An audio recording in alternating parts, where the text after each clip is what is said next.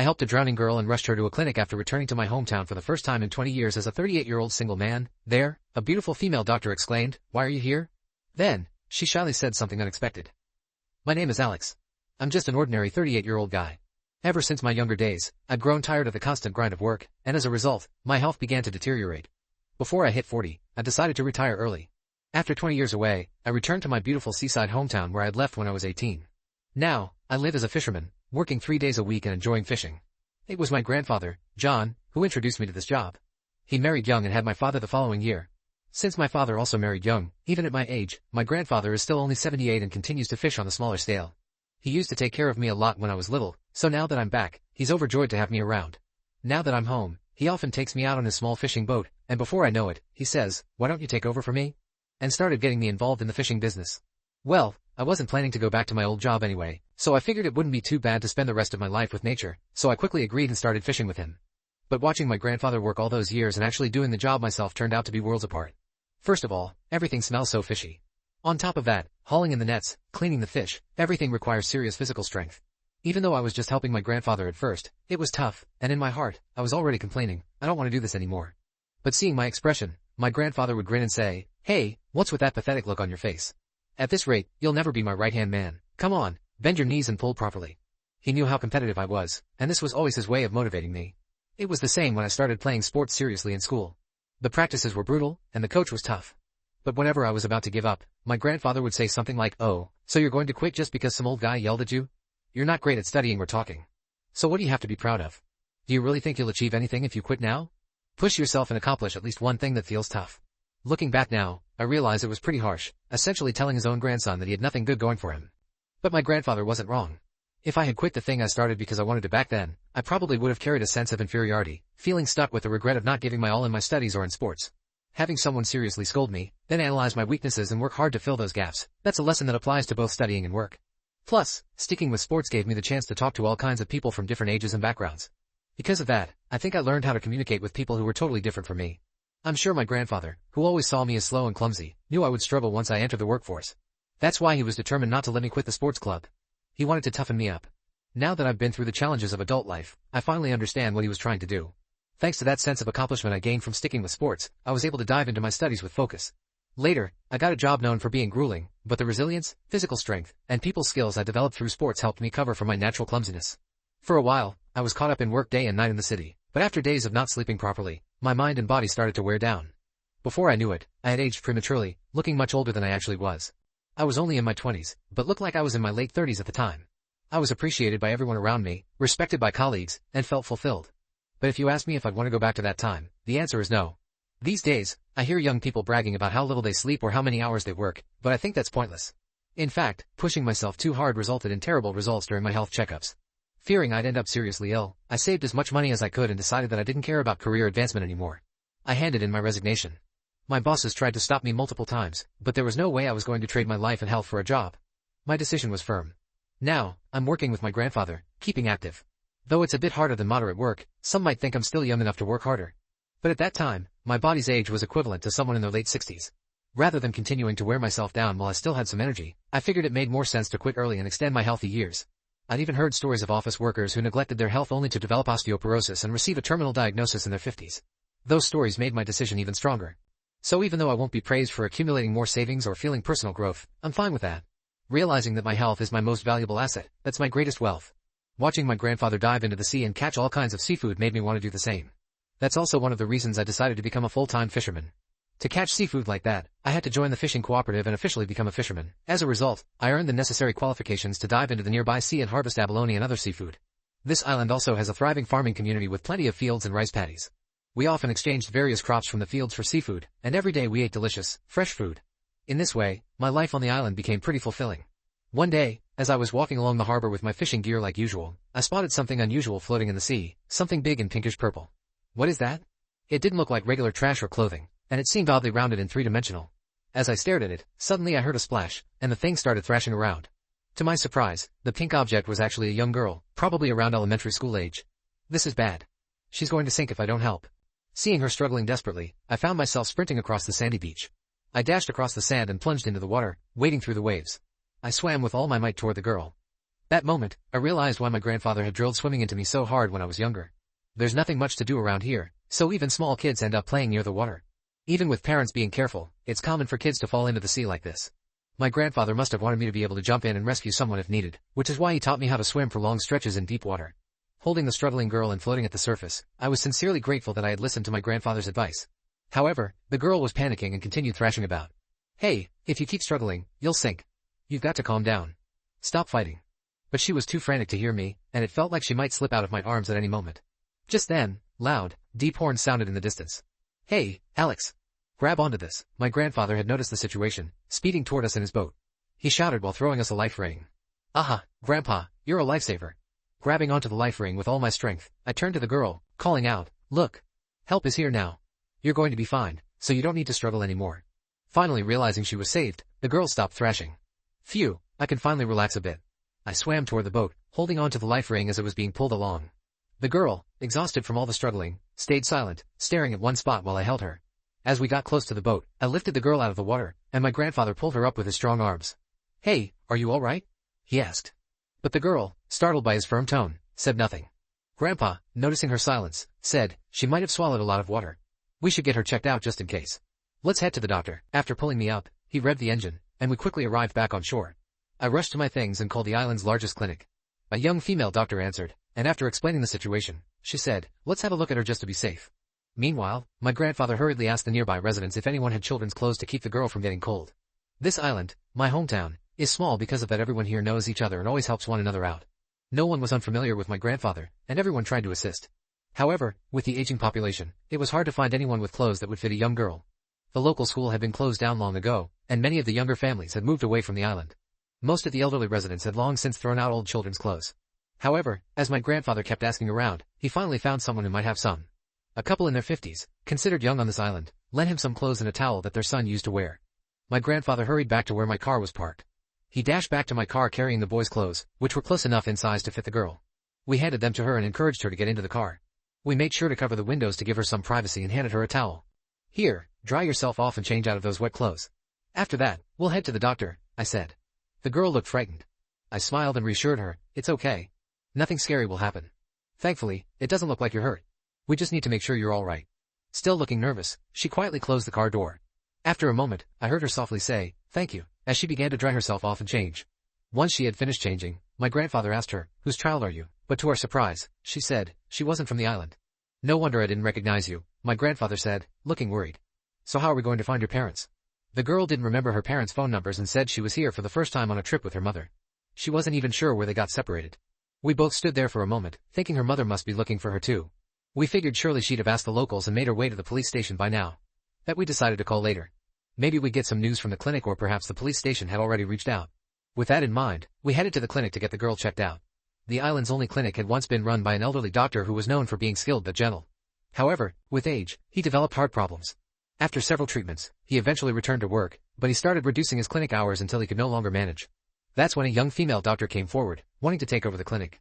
At first, there were concerns about whether such a young-looking, inexperienced doctor would be okay. But it turned out she was actually around my age. Because of her skill and extensive experience, he decided to entrust the clinic to her since none of his children had pursued medicine. People had worried about the future of healthcare on the island, but she was seen as a savior, and the community was grateful to have her. The clinic, the old was built with aging wooden tones, giving it the feel of a cozy retreat. Maybe that's why, as we approached the building, the girl seemed to relax a little, opening the glass doors. We were greeted by the young doctor who had a warm and gentle demeanor. Ah, you must be Alex. Please come in, she said. Hearing that, I stepped into the clinic. Inside, it had been beautifully renovated.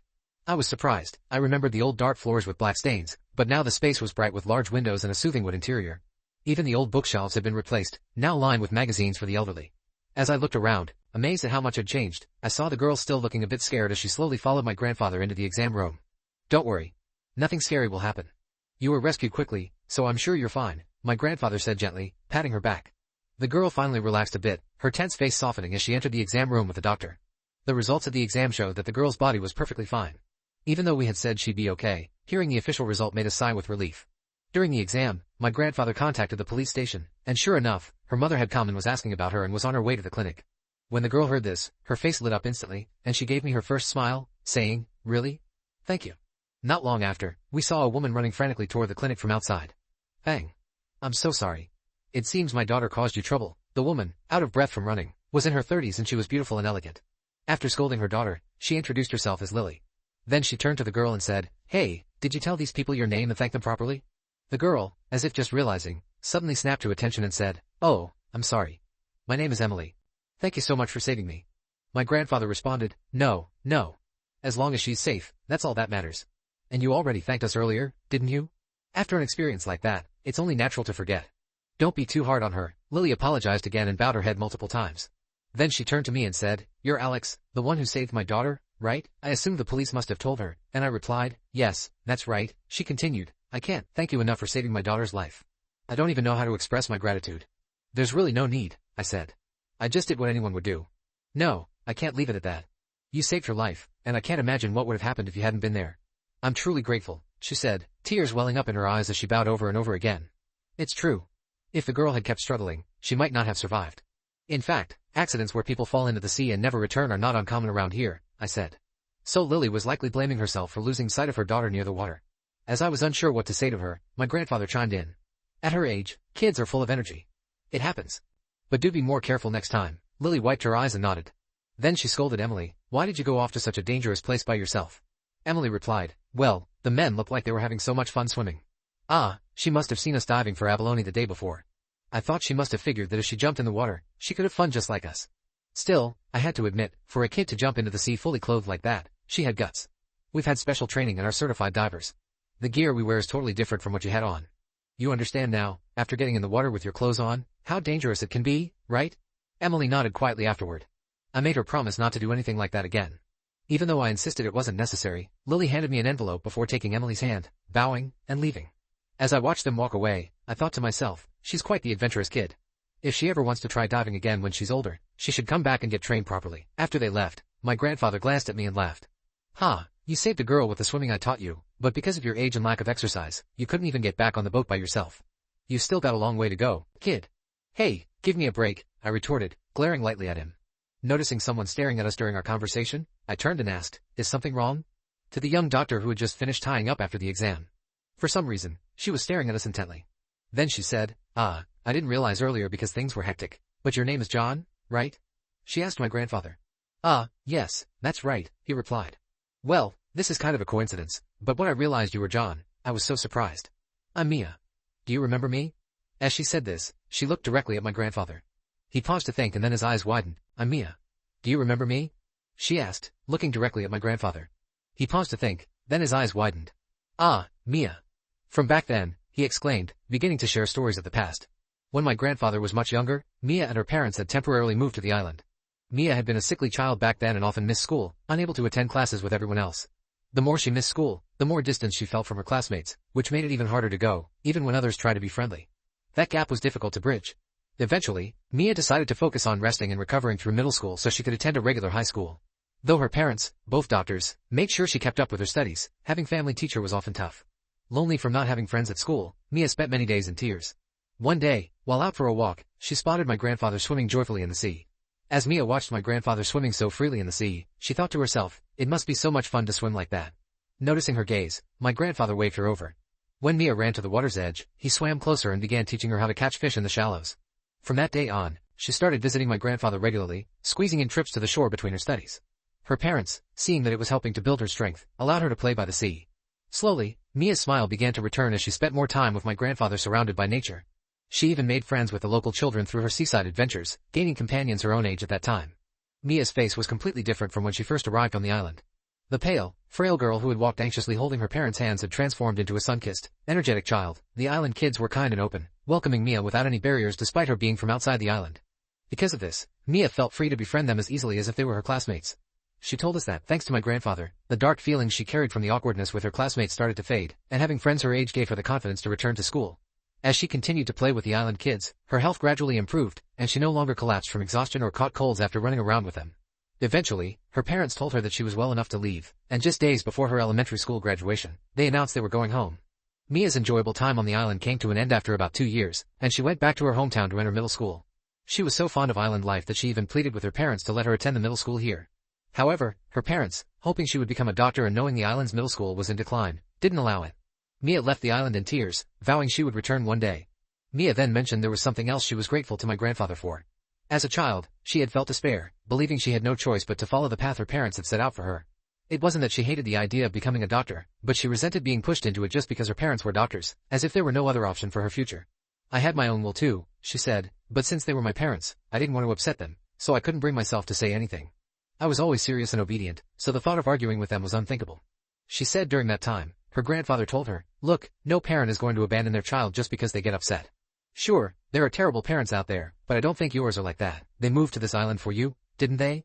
They even took time off work for it. Not many parents would go that far. So if you're honest with them, maybe things will change little by little.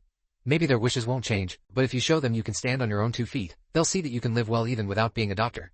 If they love you, they'll understand." Encouraged by his words, Mia told her parents she didn't want to take the private school entrance exams and chose to attend public middle school instead. Later, after searching the web, she learned that medical services on the island were scarce, and that's when she decided to become a doctor after all. My grandfather, not knowing this was the reason Mia had returned to the island as a doctor, looked astonished. I too was surprised to hear about my grandfather's past involvement in her life. With a soft smile, my grandfather said, "I see, Mia. You cared about this island that much." "It's true," he continued. "This island doesn't have much left, and none of us ever expected a young doctor to come. When the previous doctor collapsed, it was a serious issue, and everyone was worried about what the government would do. I thought they'd just send some random doctor from a university hospital, someone who didn't want to be here. But Mia, you're different. You're always so kind and smiling with the islanders, and you're a skilled doctor too. To us, you're nothing short of a savior. Thank you for becoming a doctor for the sake of this island, but I'm sorry if we've put too much on your shoulders." Mia shook her head and said, "Whether I became a doctor or not, I knew I absolutely wanted to come back to this island. When it comes to jobs here, there's only farming, fishing, or being a doctor. So being a doctor was really the only thing I could do, and I was okay with that." Then, with a shy but adorable smile, she added, "I'm sorry I cried so much back then, and thank you for always helping me, like that time when I slipped into deep water or when I tripped over that huge cucumber. I really appreciate it." Mia looked genuinely happy to see my grandfather again. That's when my grandfather smirked and said, "Oh, by the way, Alex here used to be a doctor too. What do you think, Alex? It must get tough for Mia to handle everything alone. How about taking a break from fishing and helping her out at the clinic sometimes?" I was 38, Mia was 35 at the time, and we were both single. I realized what he was getting at as Mia blushed and said, "It's true that handling emergencies by myself can be difficult, so I'd appreciate any help you can offer." With no way to refuse, I ended up continuing my medical career despite having retired. Still, I was relieved that my skills hadn't deteriorated too much yet. Had several years passed since my retirement, it might have been a different story. If I couldn't perform surgery properly, there could be cases where it would be too late to help. I figured a doctor who couldn't treat patients when they couldn't make it to the larger hospital on the mainland would be no good. But here, unlike my previous job, things weren't as hectic, so I figured I could manage. And besides, I wanted to help the people in need. So I agreed to my grandfather's suggestion. A year later, although there were moments when things between Mia and me seemed to be heading somewhere, we never crossed that line. Even now, we continue working together at the clinic as good colleagues, though it didn't turn into a romance. That's just like me, I guess. My grandfather, on the other hand, couldn't hide his disappointment, saying, "Well, that's a shame. I used to think I was done with work, but being thanked every day and having responsibilities gives life a real sense of purpose. Even elderly people work in chain stores or medical facilities, and now I understand their desire to keep working. For life being told, thank you by someone, working to make someone smile, it's far more fulfilling than just doing whatever I want by myself." Thanks to my grandfather and Mia, I feel like I've learned what's truly important in life. With that thought in mind, I head once again to the small village clinic today.